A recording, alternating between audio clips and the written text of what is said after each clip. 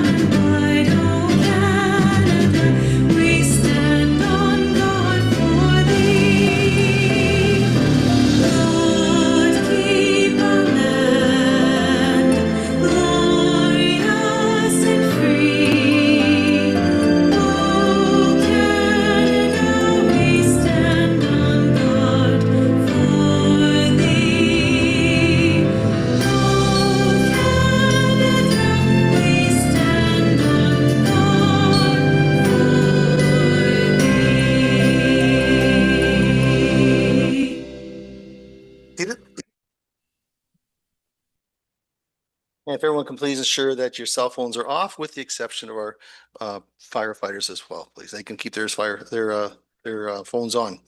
We'll begin our meeting with the land acknowledgement. As we gather, we remind that the municipality of South Huron is situated on Treaty 29 land that is steeped in rich Indigenous history and home to First Nations, Inuit, and Métis people today. And as a community, we have a responsibility to honor and respect this territory's significance for the Indigenous peoples who lived and continue to live upon it and whose practices and spiritualities were tied to the land and continue to develop in relationship to the territory and its other inhabitants today. In the spirit of reconciliation and truth, we acknowledge the Anishinaabe and the Haudenosaunee peoples on whose traditional territory that we're meeting. Very well, we'll move to item number 2, recommendation, please. That South Huron Council approves the agenda as presented. And a mover, please. Councillor Neeb moves, second by Councillor McLeod-Haggett. Any discussion? All the question, all in favor? Carries with 7. Thank you. Disclosure of pecuniary interest and the general nature thereof. Are there any disclosures at this time? And not seeing any, we go number 4 for presentation and move on to 5.1. And we welcome our friends Ryan Erb and Michelle Miller from the United Way. Great to see you both. You have about 10 minutes, so please begin whenever you're ready.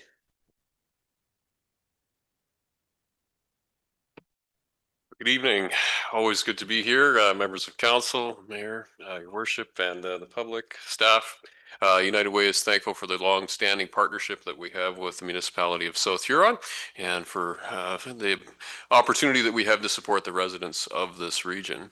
A few slides here just to tell you a little bit about the work that we're currently doing in your region and leading up to conversation about some further partnership. So I think most of you are familiar with the United Way by now. I've been coming here for many years making presentations, but do want to remind you that really the United Way's purpose is to help the community with its most difficult social issues that we face, right? So the United Way itself is an organization that is paying attention to whatever the issues are of the day. So we have to change, right? It's not always the same priorities from one month to the next, right? The world changes around us, and I think all of us know that, you know, things like affordability and housing are near the top of the pile right now. And so you can see that we're paying attention to those issues, but we're also paying attention to a number of others, whether it's food security or access to services or intimate partner violence as examples. And so we do that in a number of different ways. Next slide, please. But before we get into all the different ways, I wanted to remind us of the great partnership that we've had around support over the last few years. And so for the past 5 years, we've had support from this council and from the town of our municipality of South Huron, the residents through the tax levy in the amount of $30,000 per year. And that money has allowed us to leverage a lot of other donations in the community and to bring significant value to the community far beyond that investment. We'll walk through that over the next few slides here. So as an example, we have certainly been supporting a lot of people in your community through organizations like Huron Turning Point. So a few years ago, we actually helped the community expand from 3 to 6 beds. And so thankfully, volunteers and people in the community stepped up. We were able to raise more money and open more locations after long discussions about how to support people experiencing homelessness in the community. And so Huron Turning Point is your transitional home for people who are experiencing homelessness. They typically live there for about a year. And then hopefully move to more stable long-term housing after that time period. And it's exceptional that that program exists right here in the town of Exeter and is available for people in the region. Of course, accompanying that program and perhaps the umbrella program for the community is the Connection Center. And so we're very proud of this program here. And I want to say, publicly, and thank you to people in this room and the entire community for starting something that has actually grown from here. We now have 4 Connection Centers across the region, and it was something that we began in partnership with our friends at the Pentecostal Church here in town, and has now become a program that we've replicated in other communities as a result of that significant partnership. So you got to be first, and that's an exciting thing. And some things have come from that that are very substantial.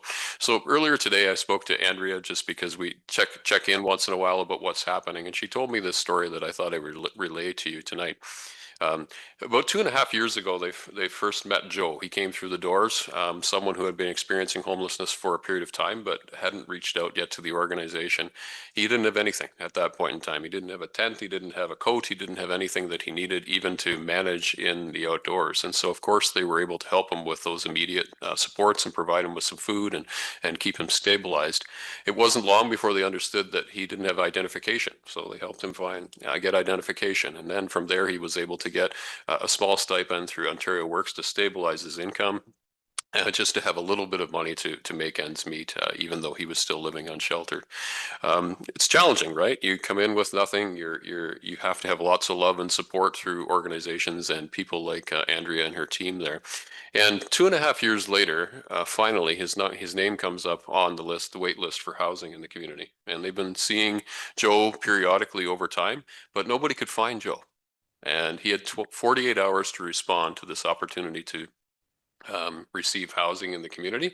And so Andrea coordinated with 7 organizations across the region, and they found him within 24 hours, which was amazing. And so Joe is now housed in Seaforth, actually, is where he ended up in community housing for the region. And so it doesn't always happen overnight because sadly, we don't have enough affordable housing in this region. But the longstanding relationships and the support that come through that organization are really critically important. And so Joe is now housed because of small steps and big steps along the way. And so we're really thankful for that. Next slide, please. In addition to that, of course, we opened the Access Center this last year here, which is meant to address a challenge that this community and other rural communities face. It's difficult for us to get clients to the services, so we increasingly are trying to bring services to clients. The Connection Center does that for a part of your community as well. Services do come there every Thursday for people who are experiencing homelessness or at risk of homelessness. But important also is organizations that are offering other services at a different level. So for example, the Agilic Employment Service operates now 4 days a week out of the Access Center downtown here. And lots of people in your community are obviously needing that support and service. And we want to make sure that we are providing a spectrum of services. And of course, the Well Youth Hub, which is a growing program in your community, has upwards of 60 kids there on a weekly basis for that programming. And so the Access Center is providing a venue for organizations to provide support at a much reduced cost, thanks to some significant donations we receive in this community and the work of the organization. So we're grateful for that program here. And of course, we always want to remind people about the use of 211. This is a program that is North American wide, 24 hours a day, 7 days a week. If you need help and service, then please dial that number. That is a United Way service that we bring to this community and others for your information. Next slide, please. In addition to that, we have been working really hard on making sure that there are even more volunteers and more opportunities to access free tax clinics across the region. So United Way takes a coordination role. There's some organizations that have been operating tax clinics for many, many years, but United Way does play sort of an underwriting role, and we try to help everyone across the region to access those. People don't file taxes for a lot of reasons, and usually the number one reason is they're afraid they're going to owe the government money, and almost every time lower income income residents actually receive money, tax credits from the government when they do file.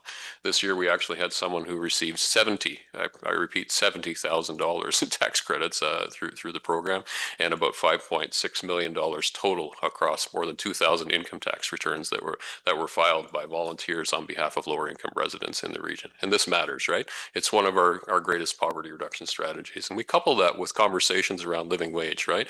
How are we going to get more money in the hands of people across our region? Well, we encourage employers as best they can. It's not always easy. Small businesses struggle. We know that. But we do a calculation every year, and this year it was set at $24.60. And so for anybody who can out there, if you're able to increase wages to that level, that means that people in this community can make ends meet, which is critically important. And we can meet those needs in lots of different ways, even back to the work that Andrea and her team are doing down the road in collaboration with the Food Bank Distribution Center. Some of you might know that there's been a significant increase in the amount of available food, thanks to the good work of the Food Bank Distribution Center. And as a result, there's a lot of bread there right now, maybe more than we could almost handle. But what it has meant, though, is that people can come and grab several loaves of bread, and perhaps they can afford to buy milk, right? You know, the choices that people have are empowered in different ways. And so we can raise wages, we can help people with things that they don't have. And there's lots of ways that helping people in the community. Next slide, please.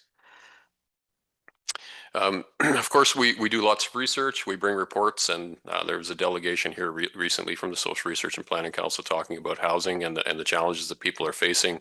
People working are struggling to make ends meet and to pay the rent these days. We know that that's the case. And in the longer term, we have created United Housing. I've spoken to you about that before, and we hope over time that we're going to be able to build many units. We're just in the process of acquiring the land from the Pentecostal Church that long term, we hope will turn into affordable housing units, right? So this is a long-term game, and we need to make sure that we are answering this challenge on both ends of the spectrum. People need help right now, but they also need an answer longer term. And so permanent affordable housing in your region, adding to the stock that's already here, is something that we want to be a solution, part of the solution. Next slide, please.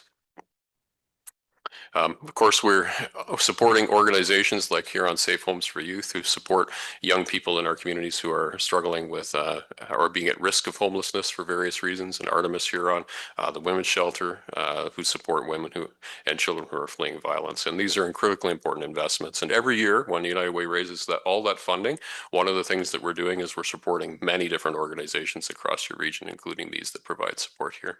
Next slide, please. Mentioned the Food Bank Distribution Center, great work with a new executive director there, built on Mary Ellen Zielman's many years of excellent work, but that is growing. In the tax clinics I've already mentioned. Next slide, please. So what we're doing as we end up our presentation today, it is time for us to consider renewing the agreement that we have with the council. And so staff will be coming back with a report, but we've had some preliminary discussions, and we're hoping that we can increase support because of the cost that is certainly being incurred in the number of people that we're supporting across the region, from $30,000 to $35,000 a year. And so that will be coming back your way. But we are seeing substantial numbers, in terms of the increase. Andrea herself reported today she's just about to file her annual report to the United Way, and her numbers have doubled year over year in terms of the number of people that she's supporting. And so anything that this council can do and residents of this community can do to join the United Way to supporting literally 25,000 people a year is about how many people we end up helping all across Perth and Huron. Is just an incredible thing. So happy to answer any questions if you have any. Michelle will answer them all. Sure, she will. Yeah, thanks very much, Ryan. Well done.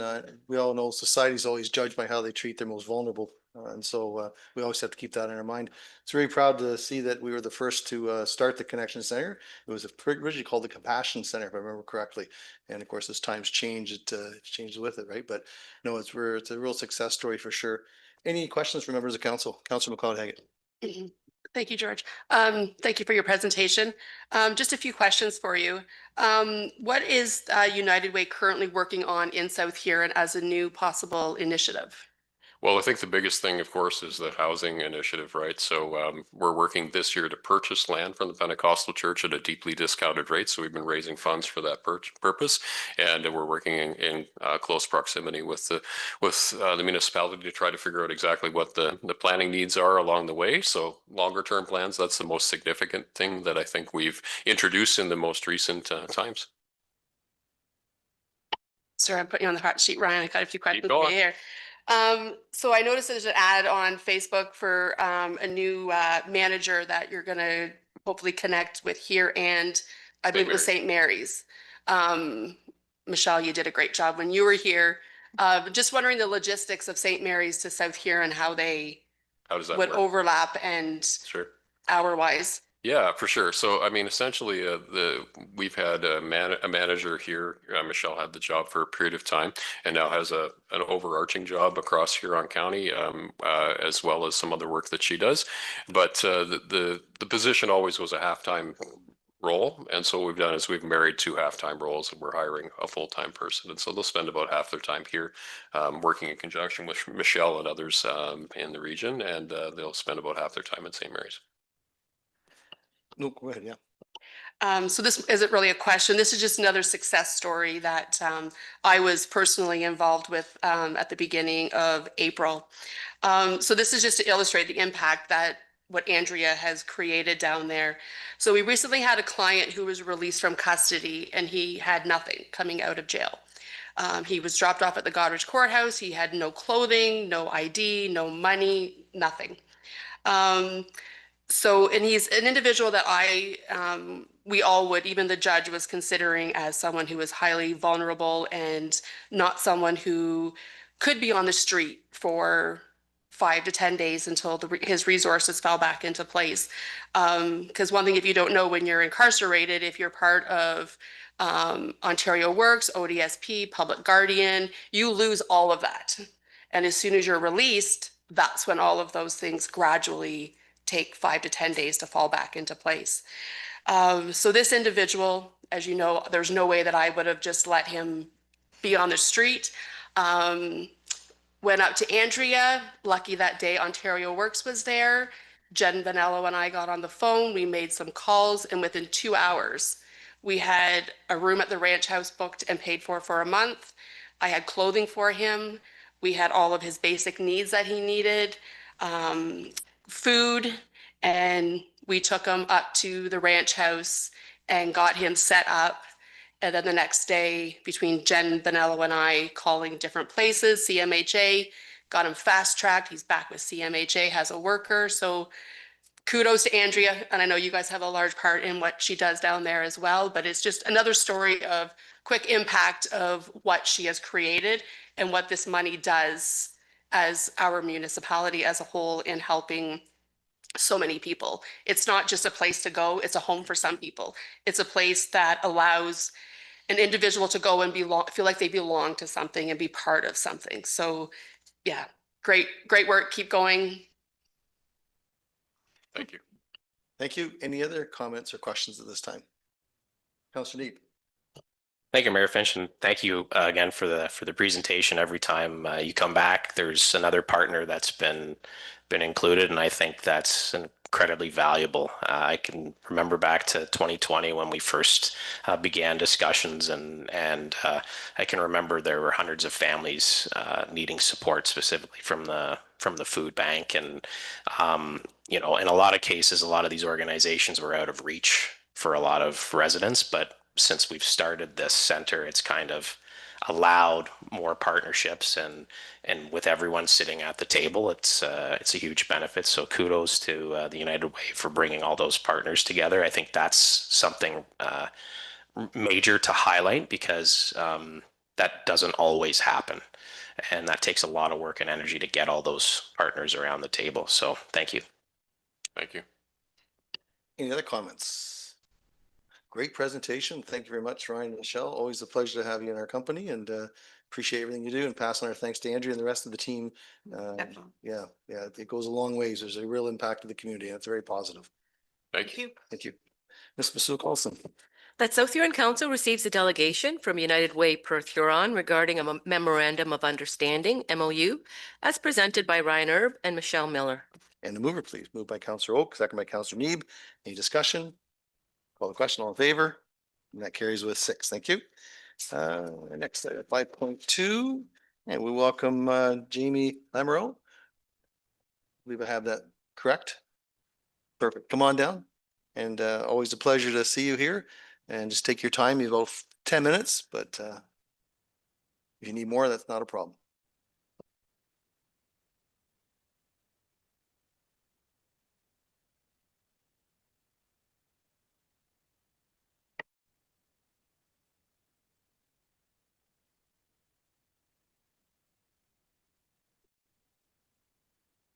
Good evening, Mayor Finch, members of council, and municipal staff. Thank you for the opportunity to appear here before you this evening. My name is Jamie Lamoureux, and I'm here on behalf of the Exeter Business Improvement Area Board of Directors. And I want to begin by expressing our appreciation both for your time on this agenda and for council's ongoing commitment to the growth and well-being of our community. I'm here tonight to discuss the matter that's important to the businesses we represent and we believe to the municipality as a whole.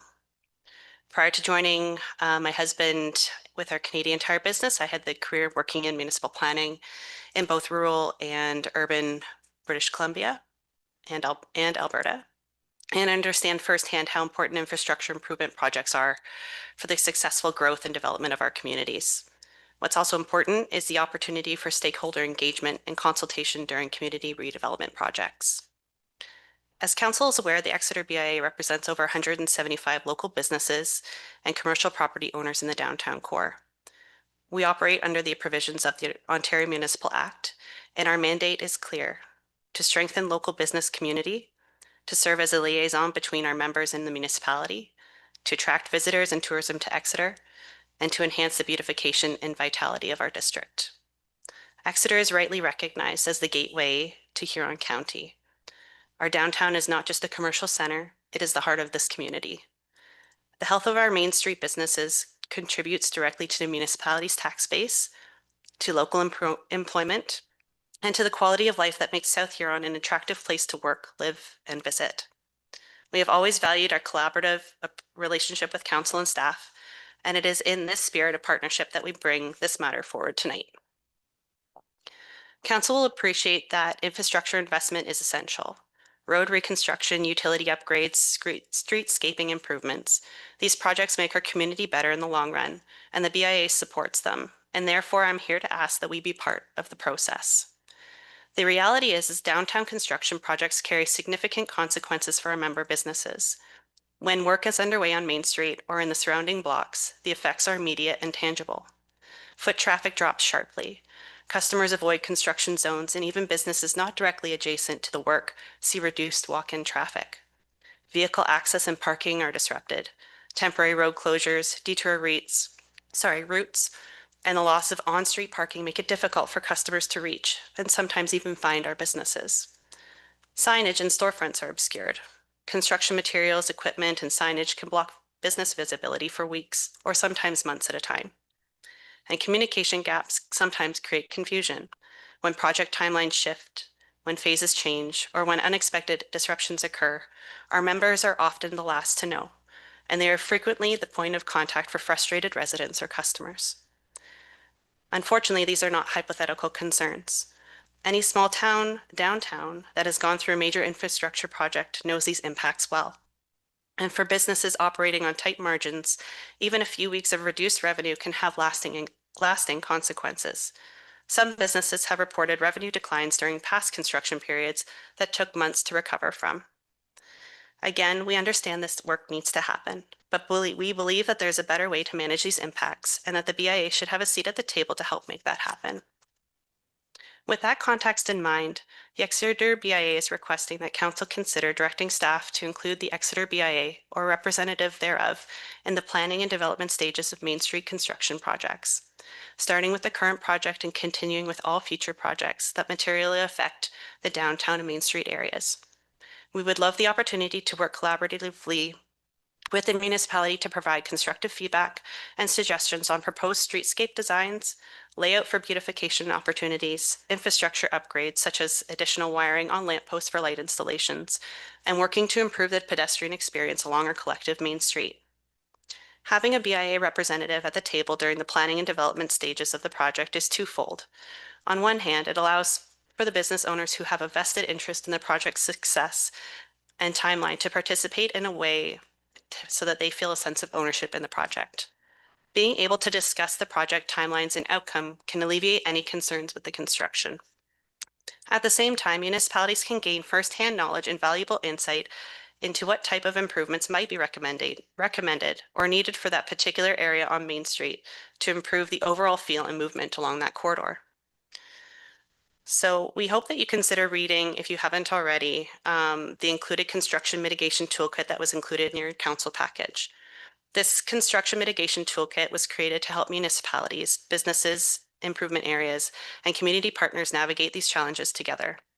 Drawing from experiences of BIAs and municipalities across Ontario, this toolkit provides a practical guidance on how to support businesses before, during, and after construction, maintain access and visibility for Main Street storefronts, communicate clearly and consistently with the public, activate main streets to keep people visiting and shopping, and turn infrastructure disruption into long-term opportunity. These strategies, templates, and examples included in this toolkit are designed to be adaptable to communities of all sizes, whether Main Street is supported by the BIA, or directly by the municipality. Successful construction mitigation is not simply about managing disruption. It's about collaboration, communication, and ensuring the businesses are at the heart of our communities continue to thrive. When municipalities, BIAs, and business owners work together, construction becomes more than a challenge. It becomes an opportunity to build stronger, more resilient Main Streets. So on behalf of the Exeter BIA Board of Directors and the more than 175 business we represent, I want to thank you, Mayor Finch, and all members of council for your time and your attention this evening. We are committed to working with you to make Exeter's downtown stronger, and we welcome the opportunity to answer any questions you may have. Thank you. Great, thank you very much for your presentation. Well done. And again, when it comes to construction, there is no easy answer, of course, because you were in that profession, I guess, at one time, so you understand the scope of it, of course. Are there any questions for Jamie on this? Councillor Neeb. Yeah, thank you, Mayor Finch. Thank you very much for coming to council and making the presentation. I had the opportunity to read over the toolkit that you provided. I guess my question is that I used to sit on the Exeter BIA in my last term, and so I'm just wondering what the difference between a committee with some of these, say, the engineers on it, is any different than what we have with the current BIA. Like, we do have a BIA liaison, and we have reached out, asked for stakeholder support. From my understanding, based on the stakeholder information, businesses have been contacted individually. So I'm just wondering what the difference between the BIA committee and having a liaison on council and versus what this committee that you're suggesting is. Yeah, I think at this point, unfortunately, Caroline, who's the BIA manager, wasn't able to attend today, so I'm kind of stepped in on her position for this. She would typically be handling the meeting. So I think from our concern from the BIA standpoint, and again, my specific details on the history of what has been occurring thus far is not super clear because I haven't been the one that's our staff member that would have been sitting on those. Oh.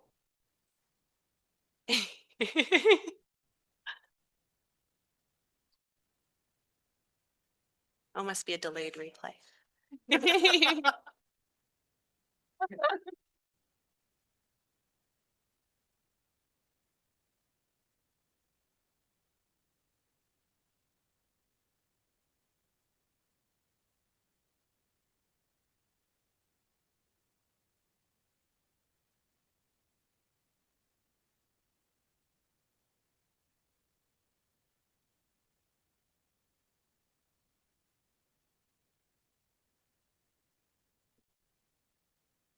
Technology is an asset and a hindrance sometimes. I think where we would like to see this is A lot of the time, from my experience, is that by the time the BIA gets involved or gets the businesses are involved, it's already well past the point of the planning stages. So the tender's already gone out, the contractors have already been set, the schedule's already been set, and then at that point, the community stakeholders are then engaged. So I think what the BIA is asking for is we want to be in at the table at the front, at the very beginning, before the tender goes out, helping to discuss what a reconstruction of the landscape looks like. So are we going to be adding light posts back up?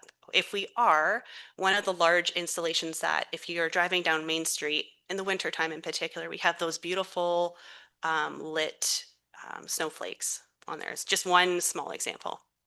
To have wiring, a thought of having that extra wiring put up the new lamp posts and having power up there just provides a whole nother opportunity for us to increase beautification in our downtown.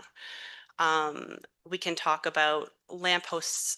We can talk about the way that the sidewalk, if it's being reconstructed differently, if the businesses might have some idea on a different way it's laid out. But without that being brought in late in the game, all of the costs are already done, all of the costings already kind of put through.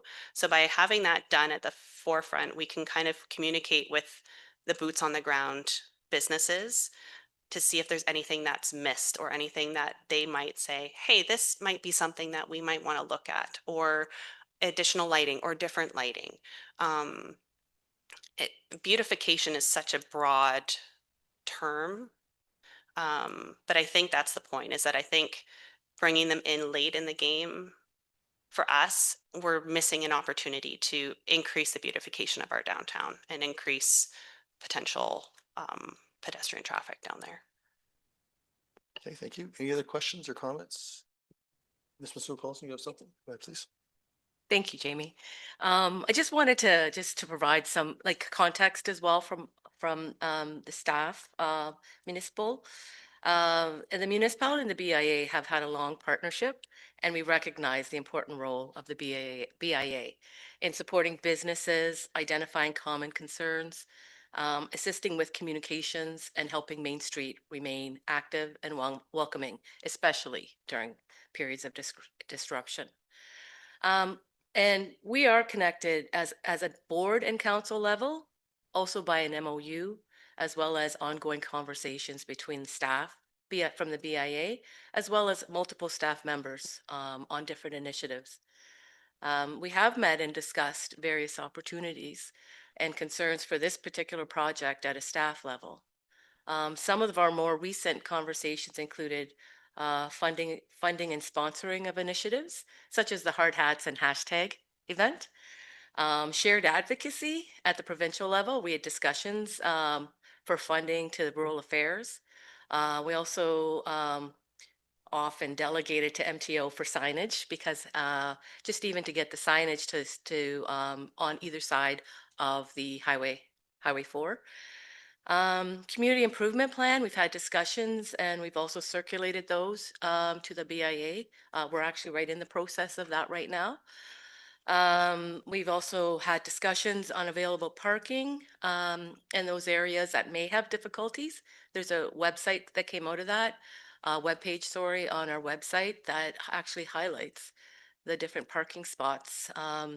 Talked about wayfinding, the downtown crossover, future potential parkette changes, as well as communication campaigns. So there has been maybe not enough specific different types of communication, but we have been in constant communications. One thing I kind of note is that as far as it doesn't have to be construction, we could have these discussions at any time, as far as beautification, as far as accessibility, as far as sidewalks. It could happen outside of the construction process as well. So staff, we're open for those discussions, and we've had multiple different types of discussions. So I appreciate that you're coming here today kind of to clarify maybe and to scope it down a little bit. Some of the stuff we need to keep discussing. So I want to say that we're welcome to receive your plan, the BIA plan, the board plan, and have those discussions, whether it's in a board meeting, we could always attend there to have those discussions there as well, if that's the best place for it. Uh, and I thank you for the material that was provided and appreciate the feedback. It's important for proactive planning. Thank you. Thank you. Do you have something, Jamie? Go ahead. No? Okay.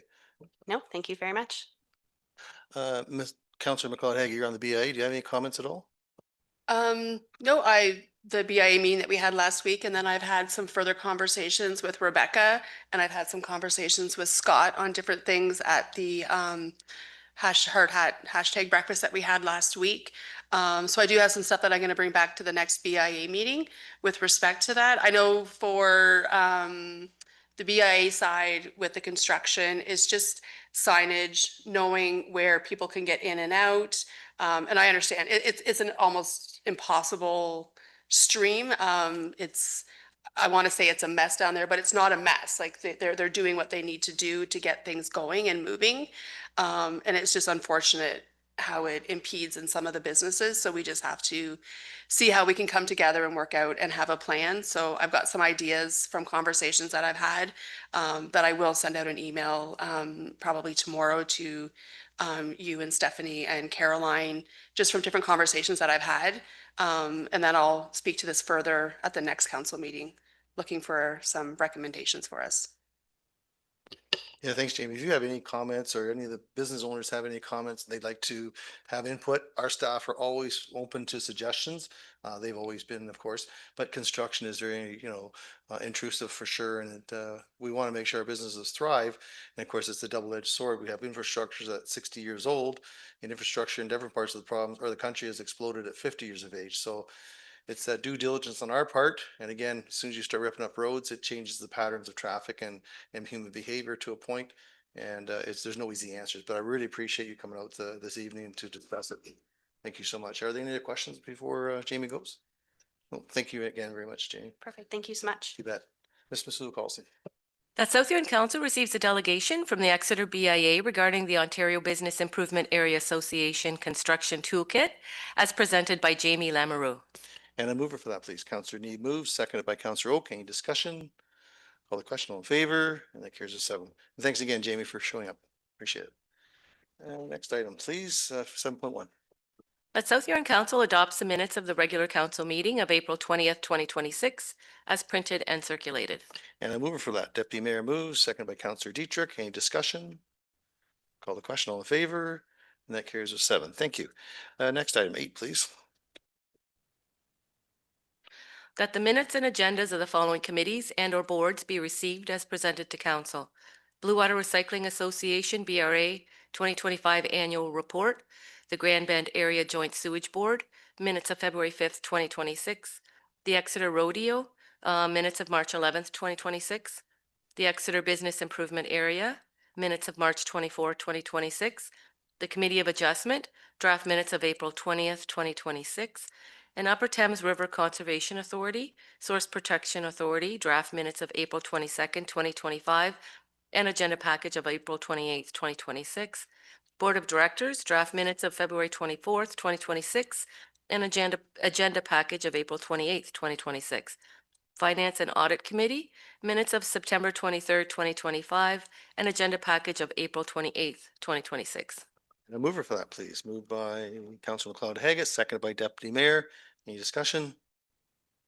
Deputy Mayor, go ahead, please. Thank you. Just on the rodeo, I just wanted to give a little bit of update.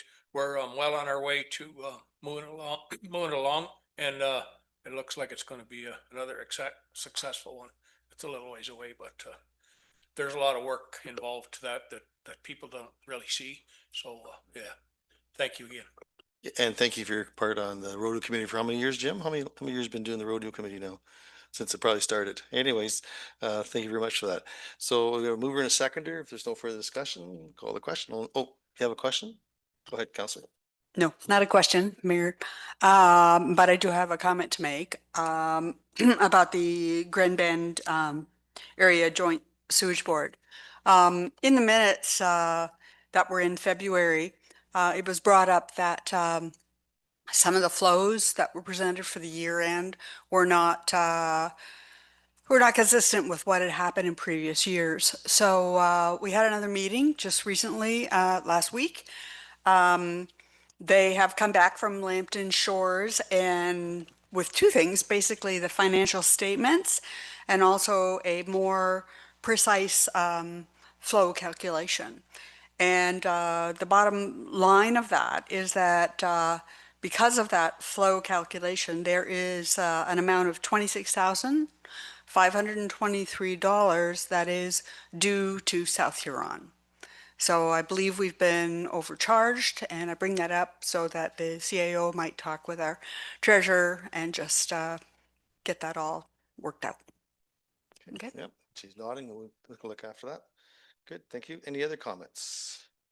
Okay, not seeing any. We have mover and a seconder. Call the question. All in favor? And that carries with 7. Thank you.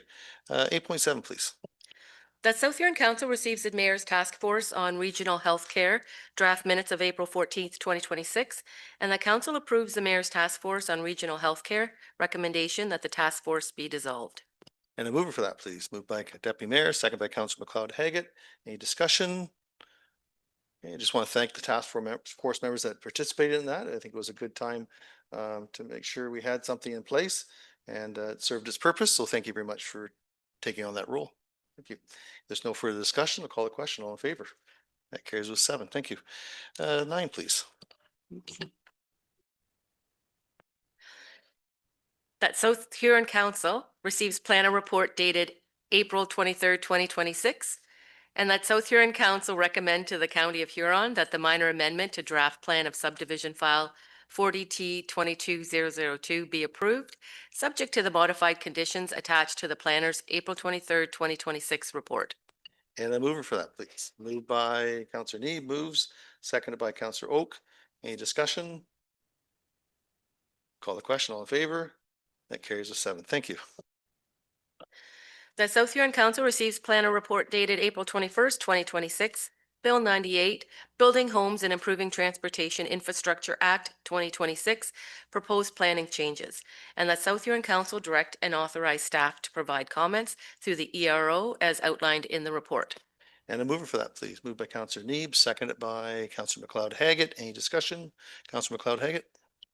Thank you, George. So I read through the Bill 98, and this is something that some of you may know has been in the back of my mind, where I have consistently said, we don't need to keep putting pipes in the ground if we don't have infrastructure ready to start. So I just did a little thing that I just want to read here for people to kind of think about. So I want to raise a concern regarding how current provincial direction, particularly through legislation such as the Building Homes and Improving Transportation Infrastructure Act, Bill 98, is interacting with the on-the-ground realities we are experiencing here in our own municipality. While we continue to hear that municipalities must accelerate housing development, our local experience suggests a disconnect between policy direction and market conditions. At present, we are seeing new housing supply coming online that is not being absorbed at the expected pace, completed or near completed homes remaining on the market longer than anticipated, increased anecdotal evidence of financial strain within the development sector, including multiple power of sale situations reported locally. In parallel, the municipality is advancing significant capital infrastructure projects, particularly water and wastewater expansions to support projected growth. So this raises an important question that I think that we need to all think about is, are we aligning the timing of our infrastructure investments with the actual market demand? In some cases, we may be advancing capital spending ahead of demonstrated needs, committed municipal funds to infrastructure that is not immediately utilized, and increasing financial exposure at a time of economic uncertainty. Given current conditions, it may be prudent for council to take a more measured and responsive approach. So I know that we've already done our budget for this year, but just something for us to kind of think about in the next months going ahead would be, are we actually reviewing our planned capital infrastructure projects with a focus, with growth assumption versus actual building activity, current housing inventory and absorption rates, financial risk associated with underutilized infrastructure. Maybe we need to start considering and deferring or phasing some projects where demand is not yet evident, or request updated market data to better inform decision makings.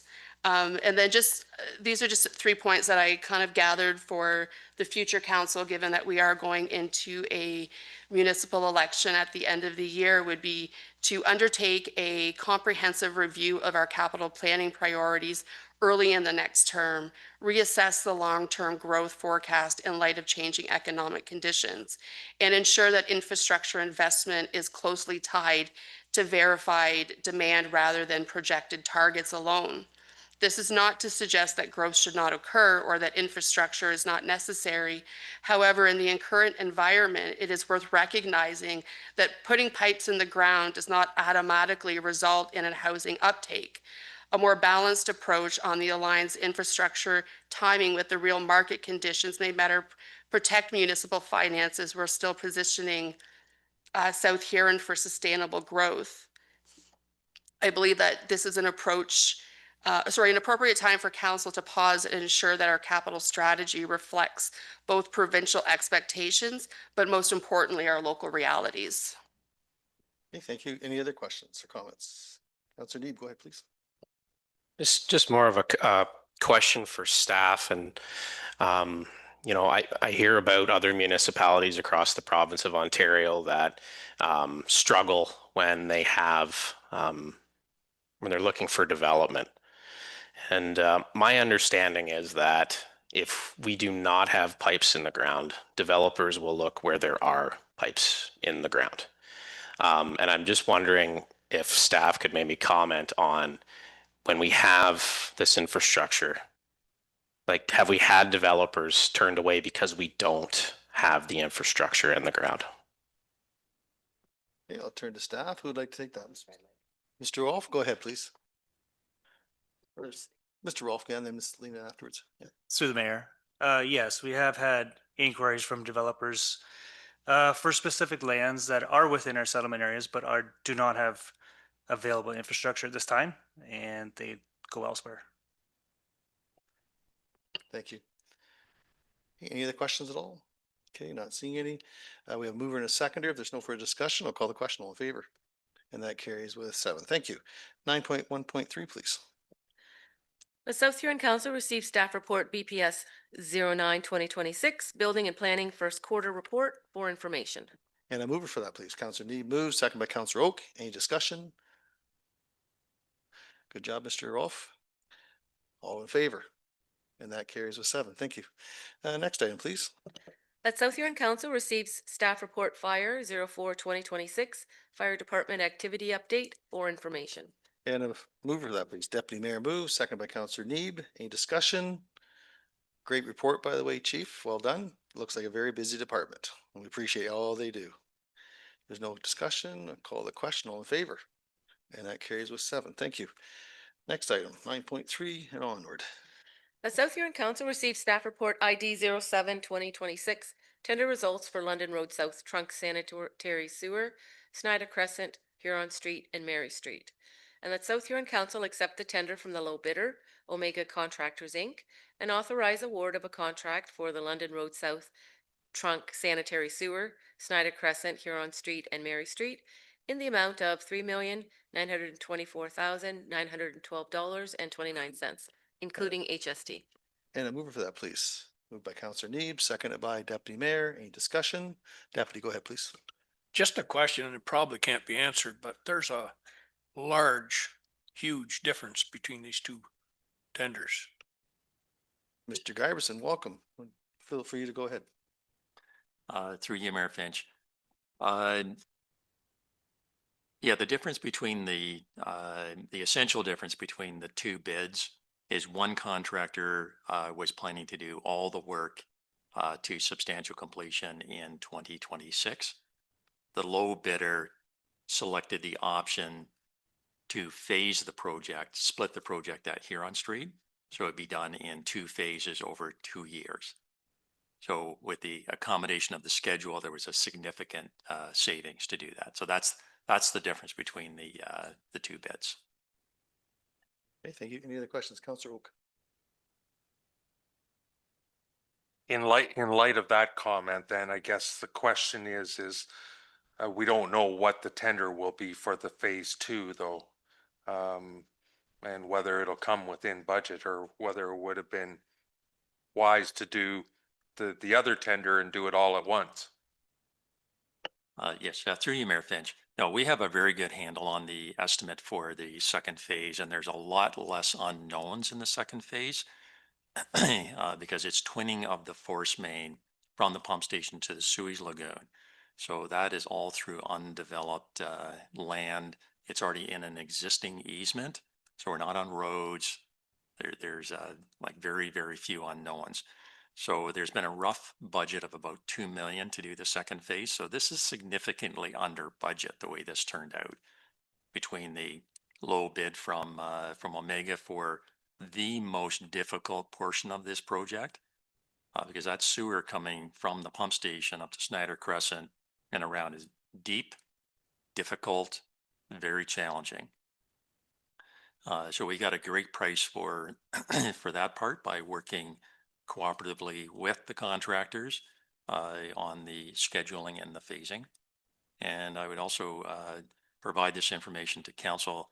This has no effect on it all fits within the scheduling of the grant funding agreement because the back end date is 2029. So no, it's been well researched and already costed, and we're extremely confident that we'll work within the existing budget. Our problem is going to be spending all the grant money. That's going to be our biggest challenge. Good problem to have. Councillor Dietrich, do you have something? Thank you to the mayor. The province is paying 73%, I think, of this project. Where's the balance, or what accounts the balance coming out of?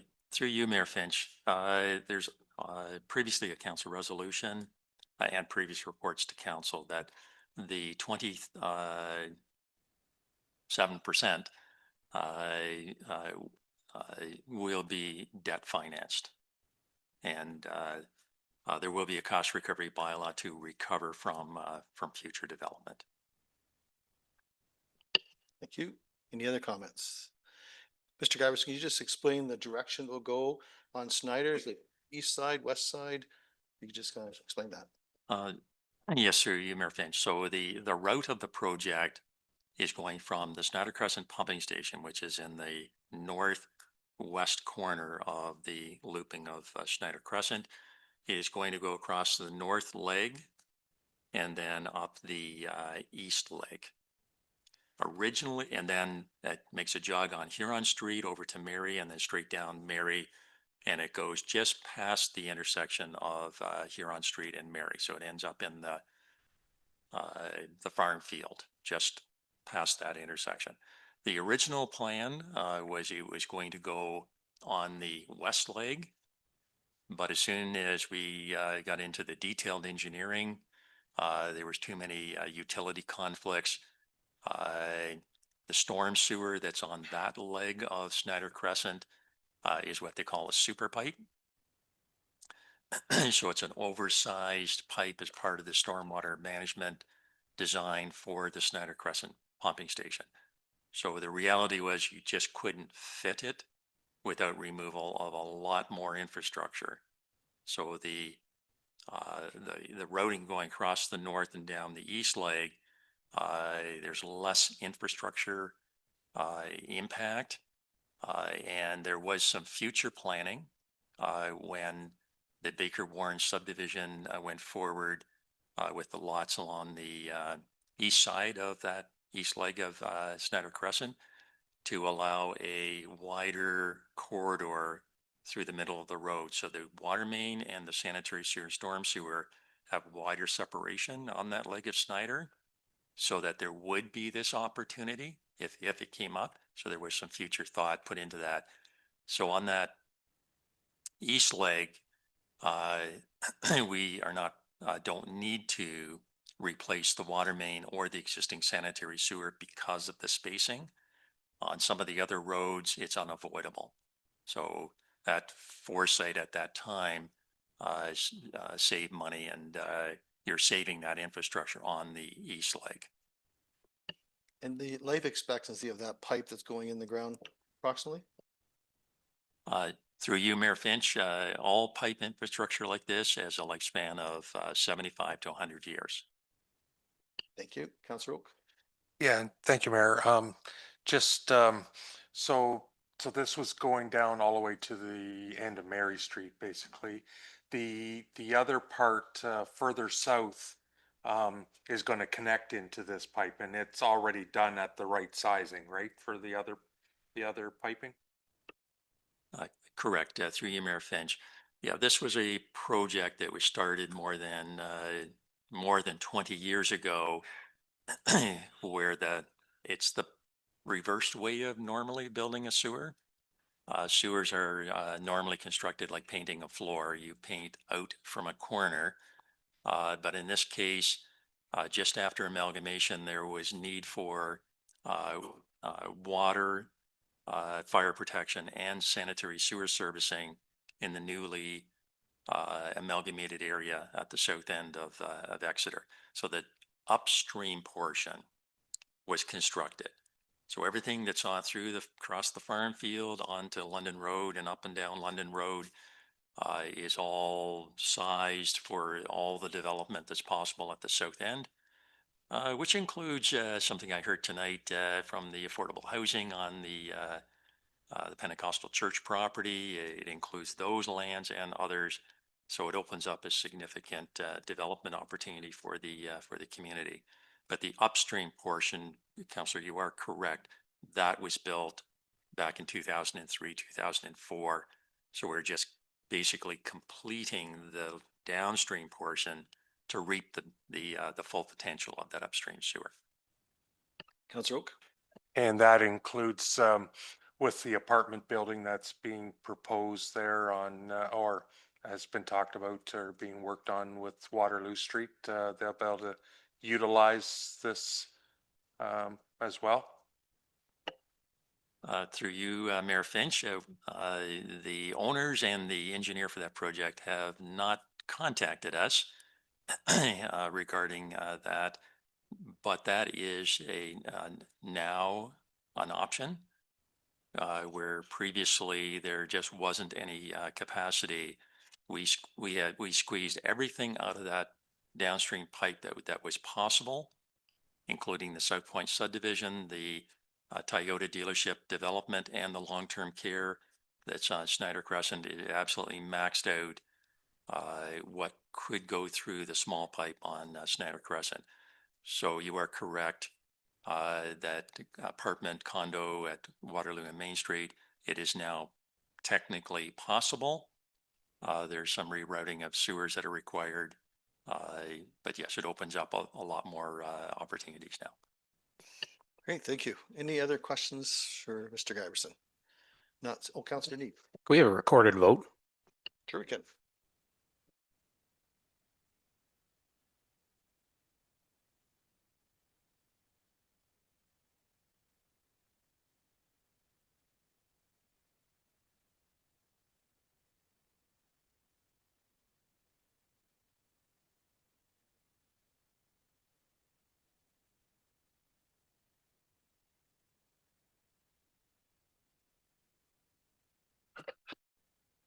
So the motion on the table that South Huron Council receives staff report ID 07-2026, tender results for London Road South Trunk Sanitary Sewer, Snyder Crescent, Huron Street and Mary Street, and that South Huron Council accept the tender from the low bidder, Omega Contractors, Inc., and authorize award of a contract for the London Road South Trunk Sanitary Sewer, Snyder Crescent, Huron Street and Mary Street, in the amount of $3,924,912.29, including HST, Moved by Counselor Neeb, seconded by Deputy Mayor Dietrich. Counselor Neeb called for a recorded vote.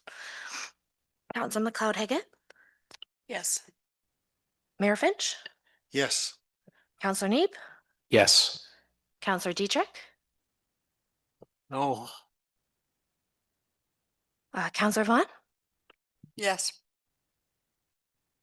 and Counselor Oak, Yes. and then Deputy Mayor Dietrich. Yes. Okay, so that carries 6-1. Thank you. Next item, please, 9.3.2. The South Huron Council received staff report ID 08-2026 regarding Highway 21 and County Road 83 intersection improvements. And the South Huron Council confirms that if the Highway 21 and County Road 83 intersection improvement project is approved, the municipality of South Huron shall agree to close the existing Gore Road connection to County Road 83. And that South Huron Council confirms that if the Highway 21 and County Road 83 intersection improvement project is approved, the municipality of South Huron shall assume the road allowance and related road infrastructure of the new cul-de-sac at the west end of the closed section of Gore Road, subject to an acceptable agreement. And the South Huron Council confirms that if the Highway 21 and County Road 83 intersection improvement project is approved, the municipality of South Huron shall assume the road allowance and related road infrastructure of the realigned Gore Road connection to County Road 83, subject to an acceptable agreement. And a mover, please. Deputy Mayor moves, second by Counselor Neeb. Any discussion? Counselor Oak?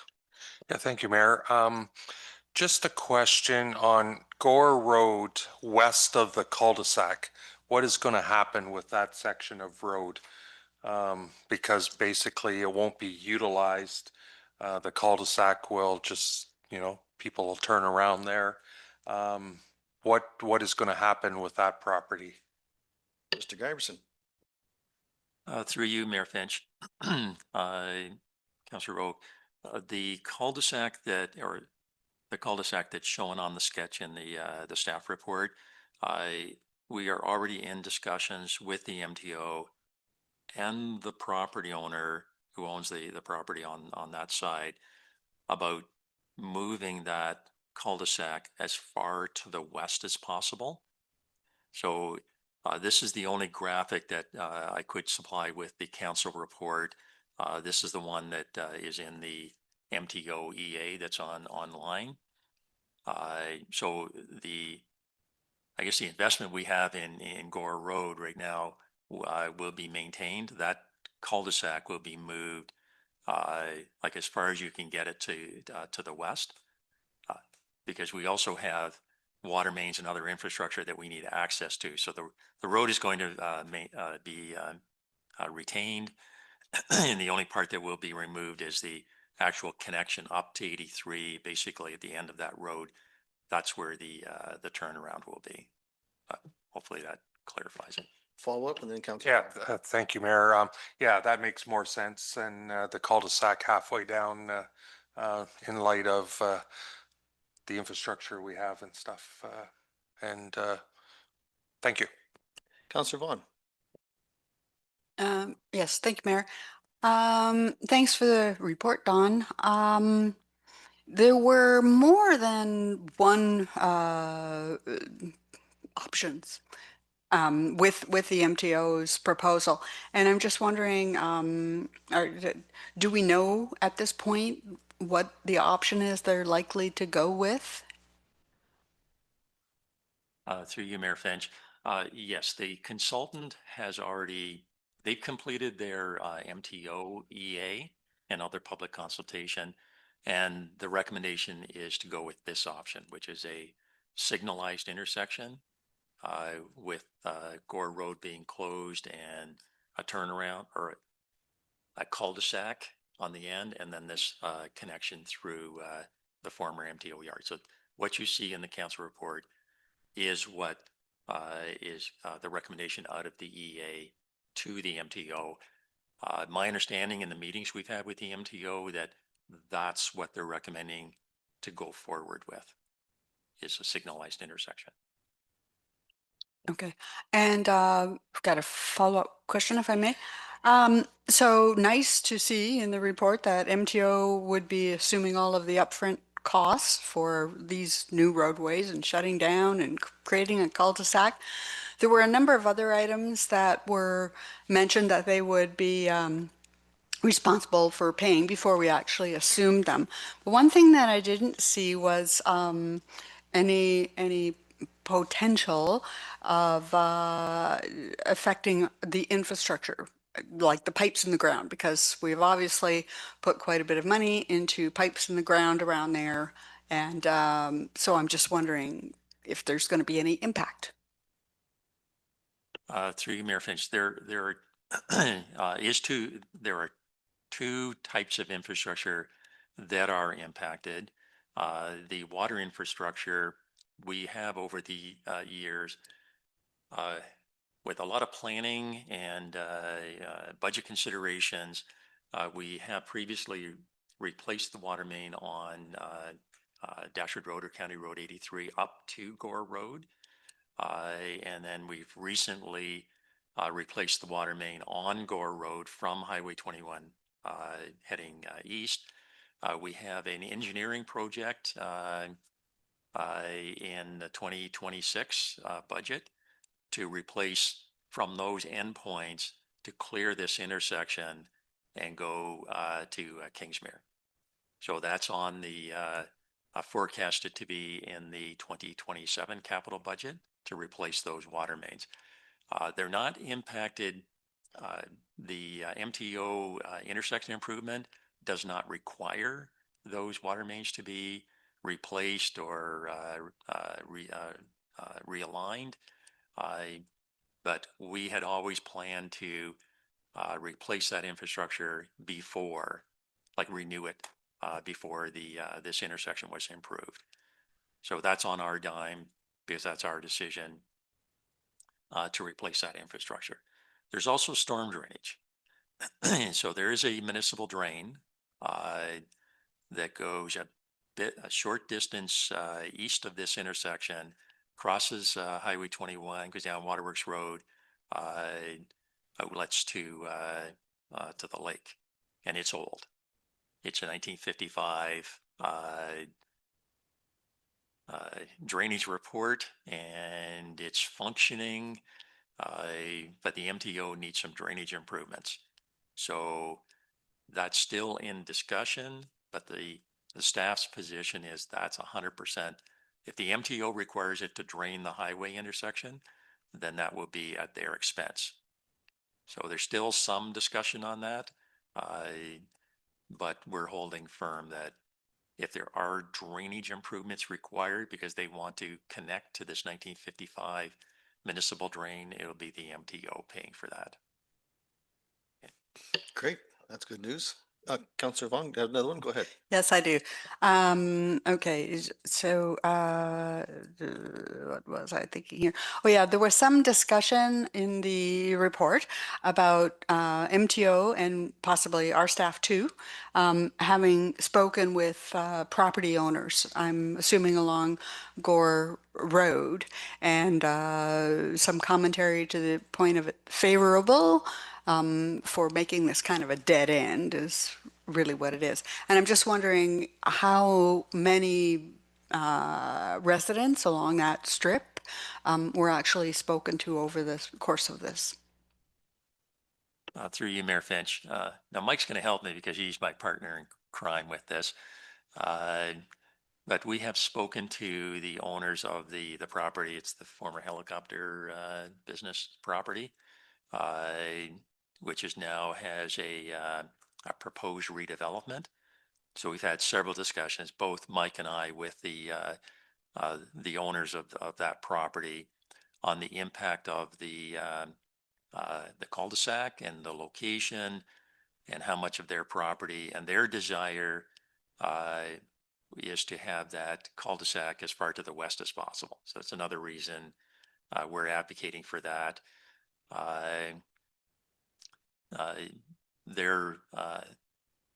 Well, Mike can add any other details that I've left out about discussions with that property owner. The other property owner is the owner of the former MTO yard, And I've had discussions with his representatives and his engineer because that road link is going through his property. So those are the two landowners that we've had discussions with and feedback from. Okay, so the residential, the people who have homes along Gore Road that have been using that intersection, we're proposing to close. Have we had any communication with them so far? Through you, Mayor Finch.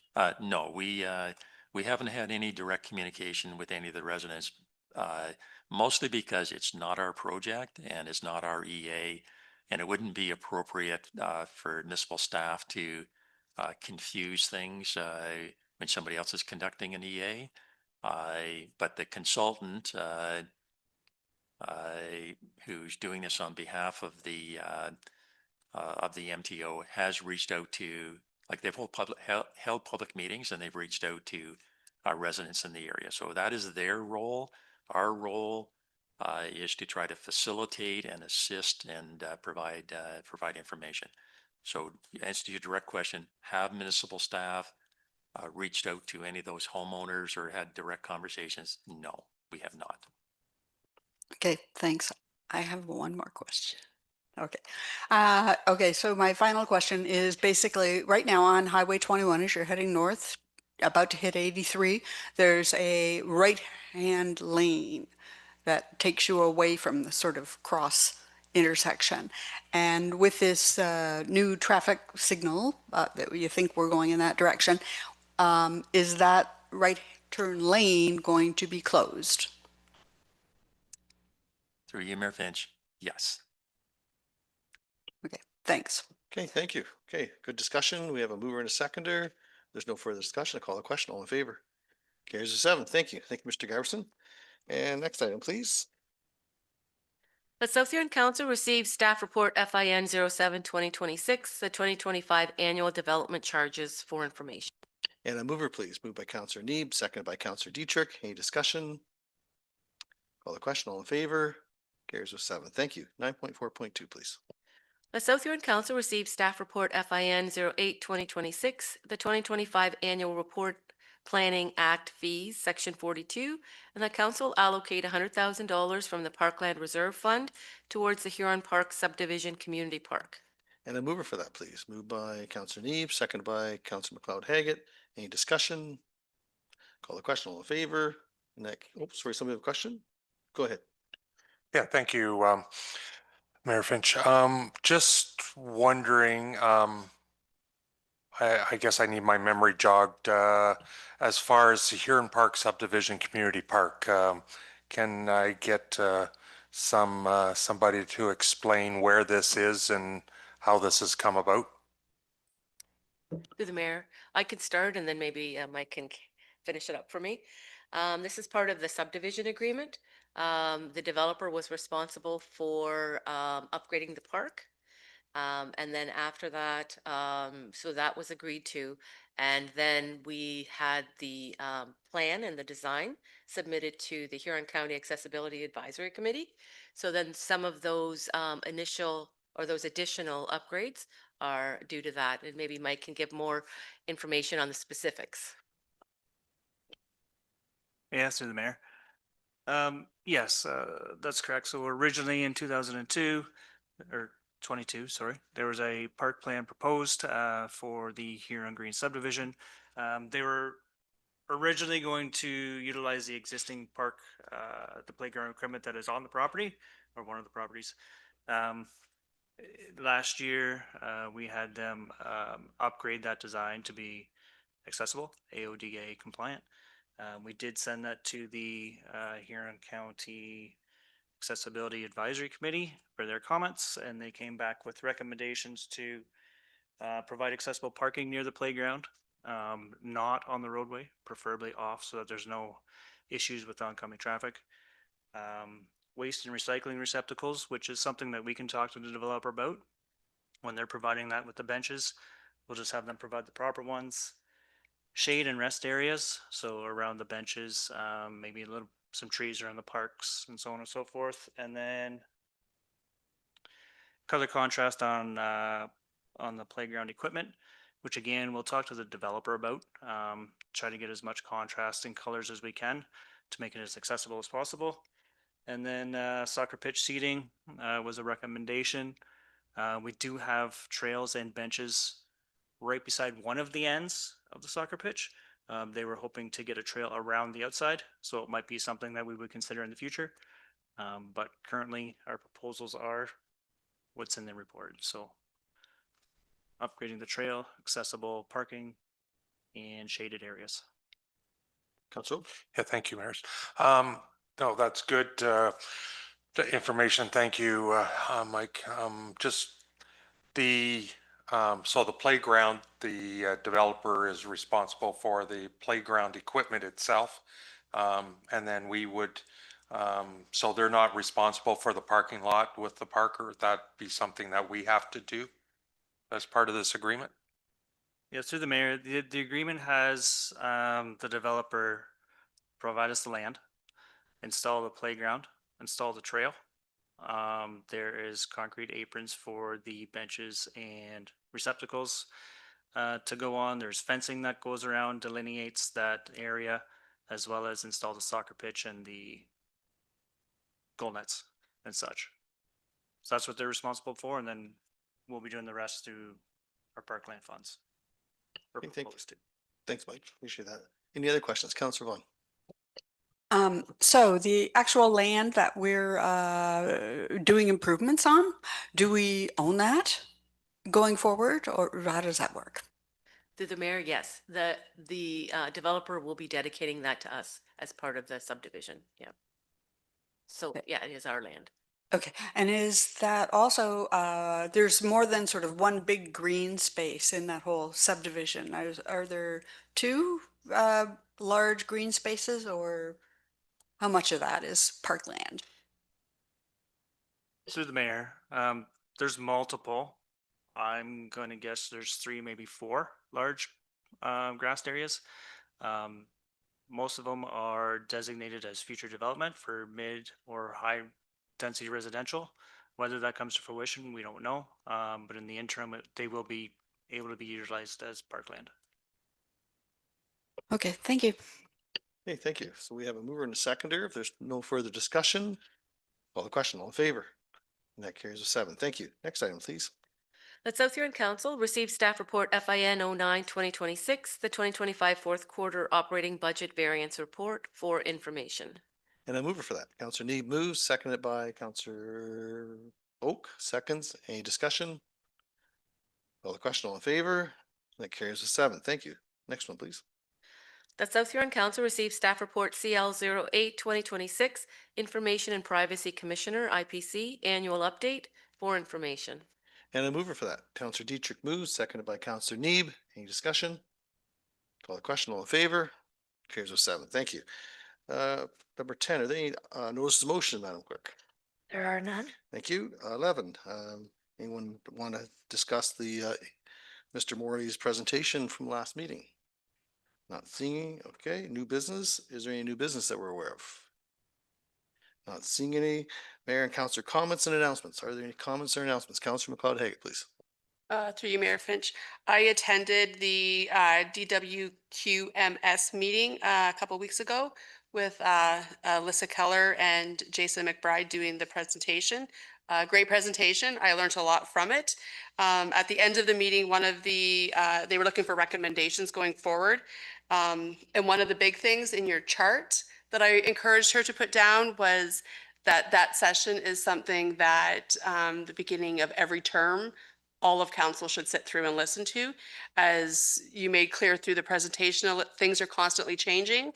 And our wastewater is one of our biggest infrastructures, and we're making $1 million decisions on it. So it's something that I think that everybody should have to sit around the table, have conversations, and understand what is actually put on that. I learned a lot from that meeting, and Mr. Giverson gave some good feedback through that again. Some of them were long-winded, but you got around to the point.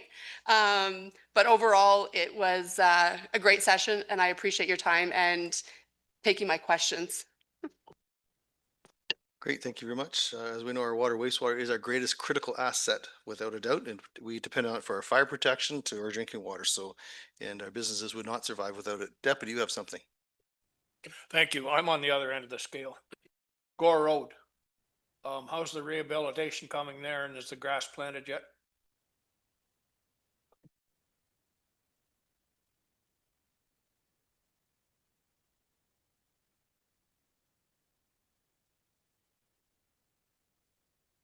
Welcome, Melissa.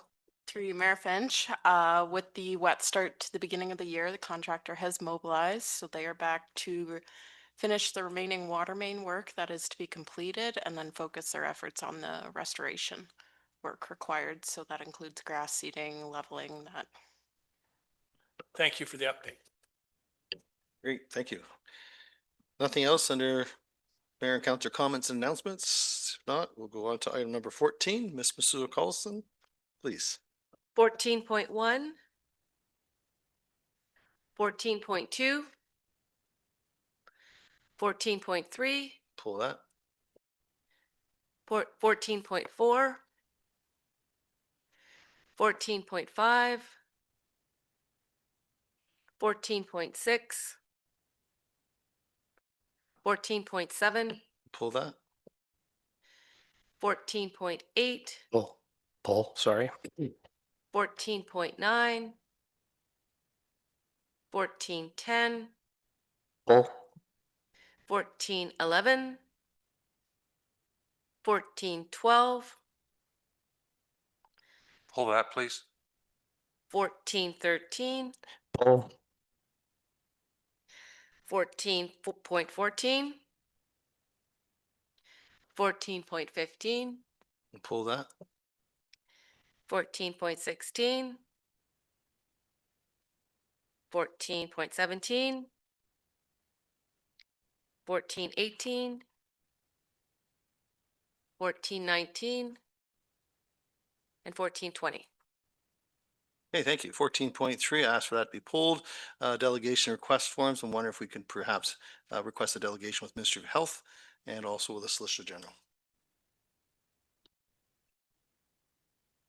Do you need a motion for that? Okay.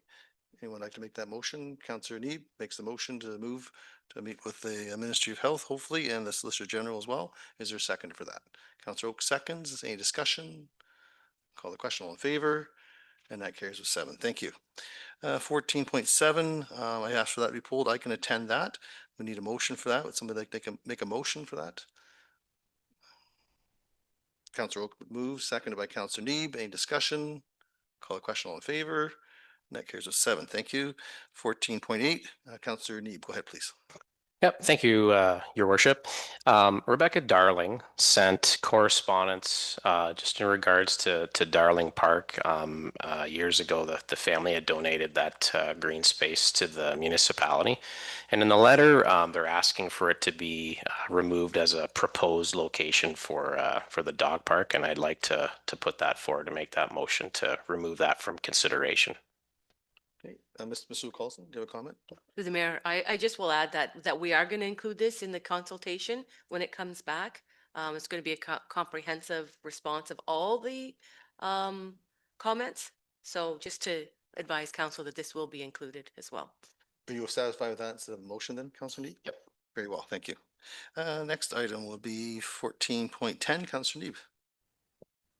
Yeah, thank you, Mayor Finch. And I didn't know whether the application had been filled out in regards to our flag bylaw, but I just wanted to double check with staff to see if this counts as being forwarded to be put under our application for flags, or whether we need to make a formal motion.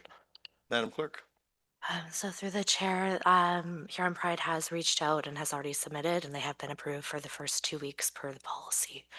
This was just included because they were also asking for proclamation, so that's why it's on the agenda.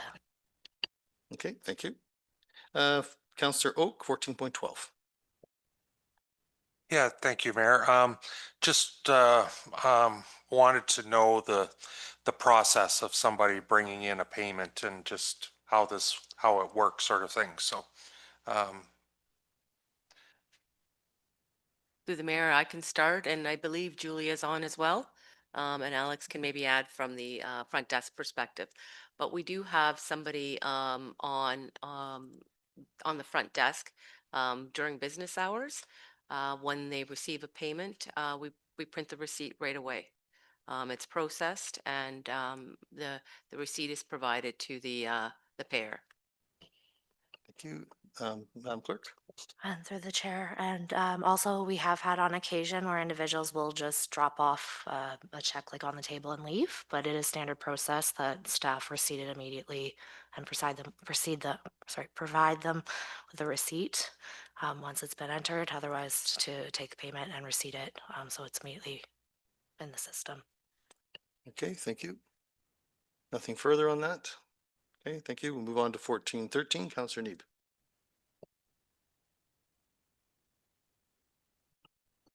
Yep. Thank you, Mayor Finch. I know we've had this discussion before, and I think it was included in the budget for 2026. I was just wondering if staff would be able to provide an update on where we're at. Through the mayor, yes.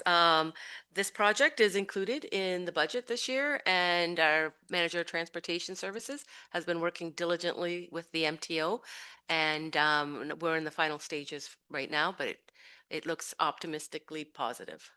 Okay. It's always good news. Very well, thank you. And 1415, I asked for that to be pulled. Just want to comment, what a great MOU. Great example of how community and municipality working well together. I've said this every year since we've had this MOU that I've been on council, that it's just a textbook. So really appreciate all they do back at the park there. It's just tremendous. So that's my comments with that. Ms. Basula Carlson. That South Huron Council received communication items not otherwise dealt with. And a mover for that. Deputy Mayor moves, second by Councillor Neeb. Any discussion? Call the question. All in favor? That carries with 7. Thank you. Closed session, Ms. Basula Carlson. That South Huron Council proceed in closed session at 7:26 PM for the purpose of addressing the following in accordance with subsection 239(2)(c) of the Municipal Act, a proposed or pending acquisition or disposition of land by the municipality or local board, and that the CAO, General Manager of Infrastructure and Development, Director of Business and Planning, and Clerk remain in attendance. The mover for that, please. Moved by Councillor McLeod Haggett, seconded by Councillor Oak. Any discussion? Call the question. All in favor? And that carries with 7. Thank you. Okay, we'll take a few minutes for the staff to get things ready.